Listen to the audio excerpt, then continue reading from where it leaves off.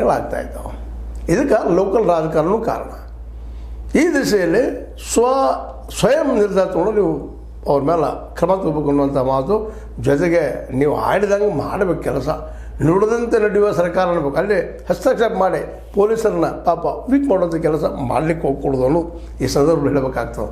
ಯಾಕಂತಂದ್ರೆ ಹೇಳೋದೊಂದು ಕಡೆ ನೀವು ಮಾಡಿರಿ ಅಂತೇಳಿ, ಇನ್ನೊಂದು ಕಡೆ ಅದನ್ನು ವೀಕ್ ಮಾಡ್ರಿ ಅಂತ ಹೇಳುವಂಥ ಈ ರಾಜಕಾರಣಗಳಿರೋದ್ರಿಂದಾಗೆ ಇವತ್ತಿನ ಇಂಥೆಲ್ಲ ಅವಘಡಗಳಾಗ್ತಾಯಿದ್ದಾವೆ. ಇದರಲ್ಲಿ ಎರಡು ಮಾತ್ರ ಇಲ್ಲ. ಅದಕ್ಕಾಗಿ ನೀವು ಇದಂಥವ್ರ ಏನಪ್ಪ ಅಂದ್ರೆ ಸ್ಟ್ರಿಕ್ಟಾಗಿ ತೊಗೊಂಡ್ರೆ ನಾವು ಅದನ್ನು ಹಸ್ತಕ್ಷೇಪ ಮಾಡೋದಿಲ್ಲ ಅಂಥೇಳಿ. ಮತ್ತು ನಾವು ಯಾವುದೇ ತನಿಖೆಯಲ್ಲಿ ಮಧ್ಯಪ್ರವೇಶಿಸೋದಿಲ್ಲ. ಇವತ್ತು ಲೋಕಾಯುಕ್ತರಲ್ಲಿ CID ಯಲ್ಲಿ ಅದನ್ನು ಹಸ್ತಕ್ಷೇಪ ಮಾಡೋದಿಲ್ಲ, ನೀವು ಫುಲ್ ಪ್ರಮಾಣದಲ್ಲಿ ಮಾಡಿರಿ ಅನ್ನೋ ಆಶ್ವಾಸನೆ ಕೊಡ್ತಾ ಇದ್ದಾರೆ. ಅದ್ರ ಜೊತೆಗೆ ಇವತ್ತು ಭಾಳಷ್ಟು ಆರೋಪಗಳು ಬರ್ತಾ ಇದ್ದಾವೆ ಸರ್ಕಾರದ. ಇಲ್ಲ ರೀ, ನಮ್ಮ ಸಫಿಷಿಯೆಂಟ್ ಪೊಲೀಸರಿಲ್ಲ, ನಾವೆಲ್ಲ ಮಾಡ್ತಾಯಿದ್ದೀವಿ ವರ್ಕ್ ಅನ್ನುವಂಥ ಒಂದು ನೆಪವನ್ನು ನಮ್ಮ ಪೊಲೀಸ್ ಅಧಿಕಾರಿಗಳು ಹಾಕ್ತಾ ಇದ್ದಾರೆ. ಅದಕ್ಕೆ CM ಅವರು ಹೇಳ್ತಾ ಇದ್ದಾರೆ, ಇಲಾಖೆಯಲ್ಲಿ ಖಾಲಿ ಇರುವ 4117 ಹುದ್ದೆಗಳ ಭರ್ತಿಗೆ ಸದ್ಯದಲ್ಲಿ ಚಾಲನೆ ನೀಡ್ತೀವಿ. ತೊಗೊಳ್ತೀವಿ ಜನರ ಕಡಿಮೆ ಇದ್ದಾರೆ ಜನ.